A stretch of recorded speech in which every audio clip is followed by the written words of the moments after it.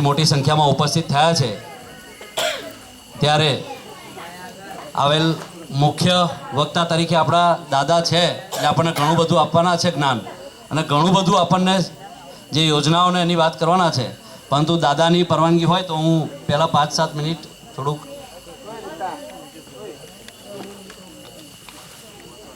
આપ સૌ જાણો છો કે મિત્રો, ભારતીય જનતા પાર્ટી એ ચૂંટણી ટાઈમે જ આવતી પાર્ટી નથી. 365 દિવસ અને 24 કલાક માટે સતત સક્રિય પાર્ટી છે. મિત્રો, મંચસ્થ આટલા બધા મંચ પર બેઠા છે એનું જ એક ઉત્તમ ઉદાહરણ છે કે આ પાર્ટી આટલી સક્રિય છે. કેમ કે કાઉન્સિલર છે, પૂર્વ કાઉન્સિલર છે, આ બાજુના વિસ્તારના આગેવાનો છે, એ બધાને તમારી ચિંતા હોય એટલા માટે આજે આ બધા એકત્રિત થયા છે. મિત્રો, ભારતીય જનતા પાર્ટી 365 દિવસ ને 24 કલાક મેં કહ્યું એમ કે ક્યાંક ને ક્યાંક કોઈ યોજનાઓનું કામ ચાલુ હોય. તમે થોડા અંતરે જાઓ તો પણ તમને કોઈક યોજનાનું કામ જોવા મળે. અને આદરણીય નરેન્દ્રભાઈ મોદીજીની કેન્દ્રમાં સરકાર હોય અને આદરણીય ભૂપેન્દ્રભાઈ પટેલજીની ગુજરાતમાં સરકાર હોય, આ બેવની ડબલ એન્જિનની સરકાર હોય ત્યારે આપણે તો એવું કહેવાય કે મોસાળમાં માં પીરસનારી હોય તો છોકરો ભૂખ્યો મરે નહીં. સાચી વાત ને? કેમ? ખાલી કહેવા ખાતર નહીં, પરંતુ યોજનાઓનું ભાથું જ એટલું બધું છે.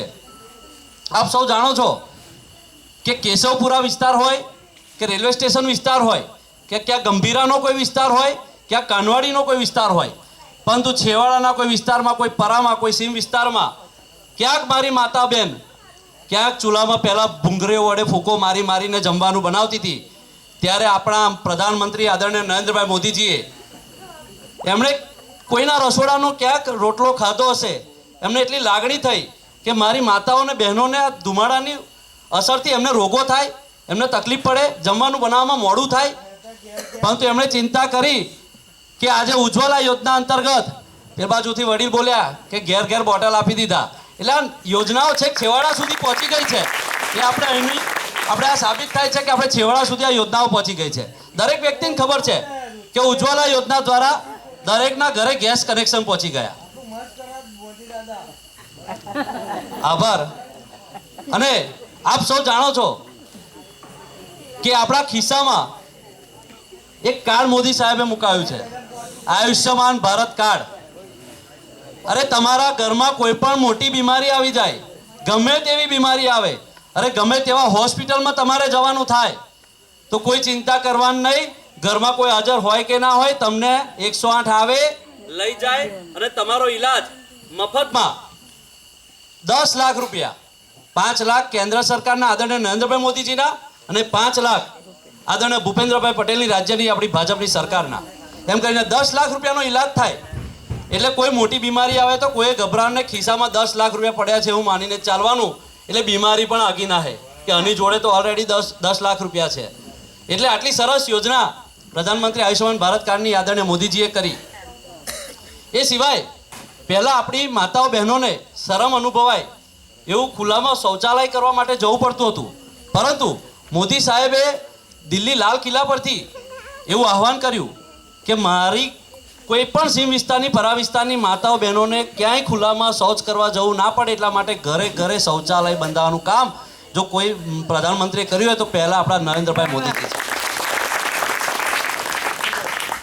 મિત્રો, આપ સૌ જાણો છો કે કિસાનો આપણા ભારત દેશમાં પહેલાં જ્ઞાતિઓ હતી બધી અલગ અલગ, પરંતુ મોદી સાહેબે આ વખતે આપણને જ્ઞાતિનું એક લિસ્ટ આપ્યું છે, 4 જ્ઞાતિનું: ગરીબ, કિસાન, મહિલા અને યુવાન.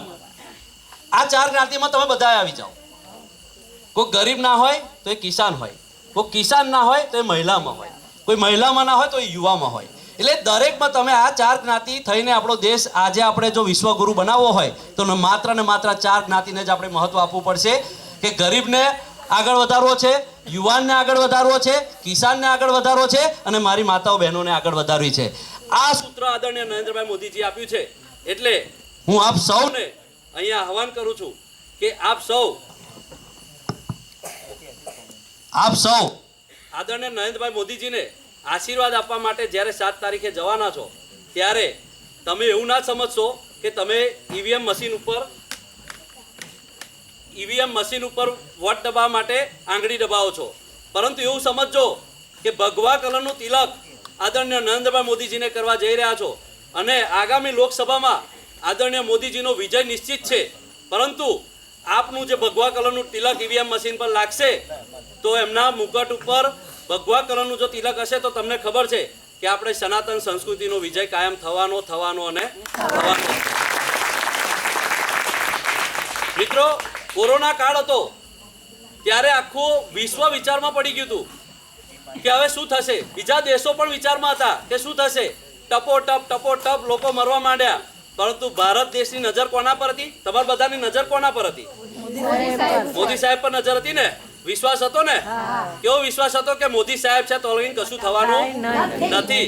એટલે એમણે રસી તો હોતી જ, પણ તમારે ઘરે બેસવાનું થાય ને, ઘરે બેઠા બેઠા મફત અનાજ મળે અને ઘરે બેઠા બેઠા તમારી આવક કશી હોય નહીં, છતાં પણ તમને મફત અનાજ આપીને પેટનો આપણો ખાડો પૂર્યો, એ આપણા નરેન્દ્રભાઈ મોદીજીને આપણે લાખ લાખ અભિનંદન.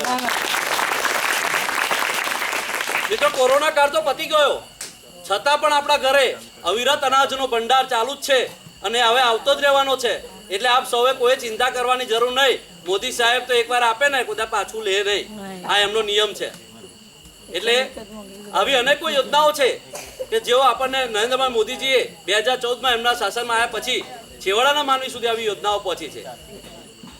કોરોના કાળ પત્યા પછી આપ સૌ પીએમ સ્વનિધિ યોજના દ્વારા નાના ફેરિયાઓ હોય, દુકાનદારો હોય, એમના ધંધા પડી ભાગ્યા હતા, તો એ ધંધાઓને શરૂ કરવા માટે લોન આપી અને ફરીથી ધંધા રોજગાર ધમધમતા કર્યા. એ આપણે અભિનંદન આદરણીય નરેન્દ્રભાઈ મોદીજીને આપવા જોઈએ.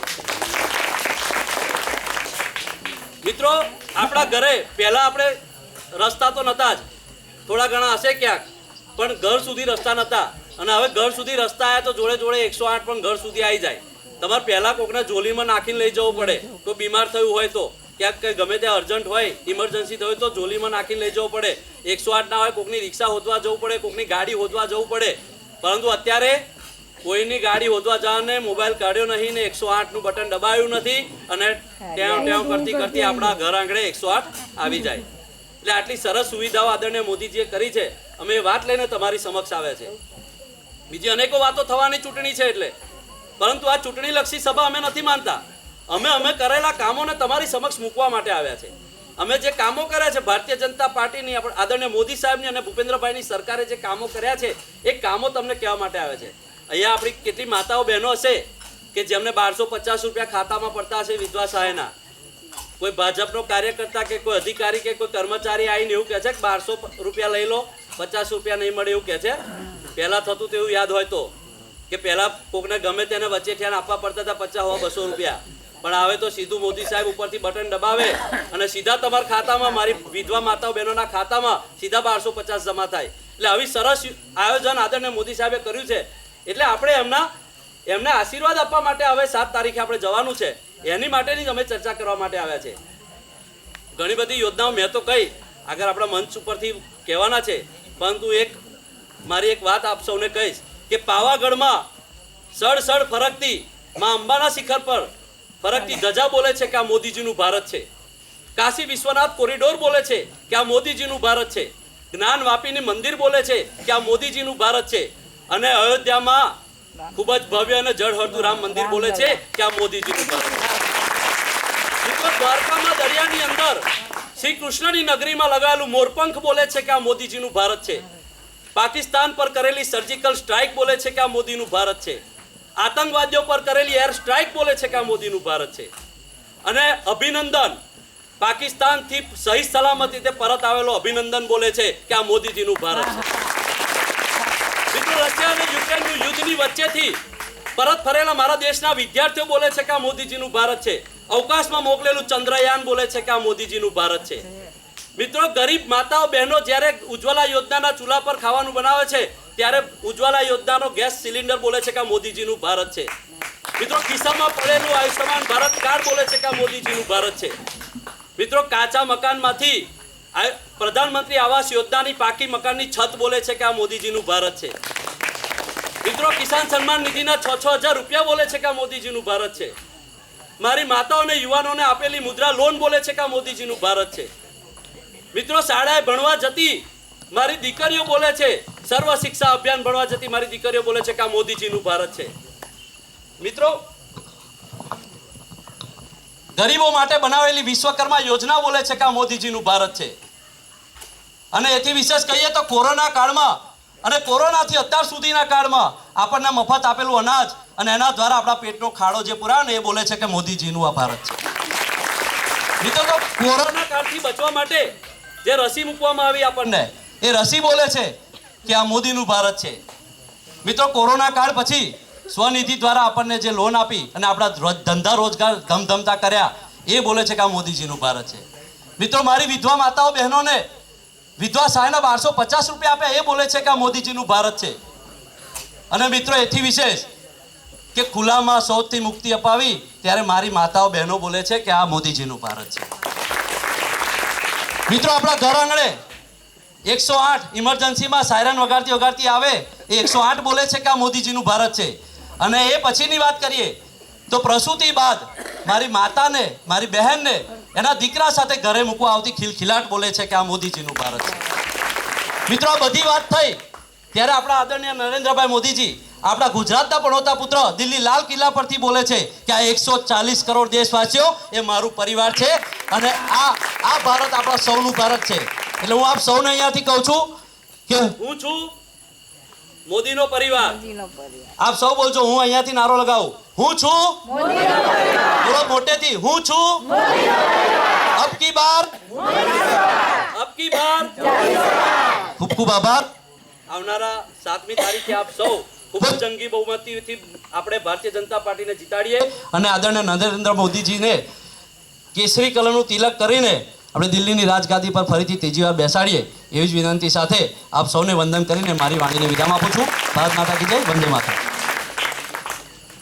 ત્યારબાદ હું હિરેનભાઈને વિનંતી કરું કે તેઓ પણ આપણને પ્રાસંગિક ઉદ્બોધન કરે.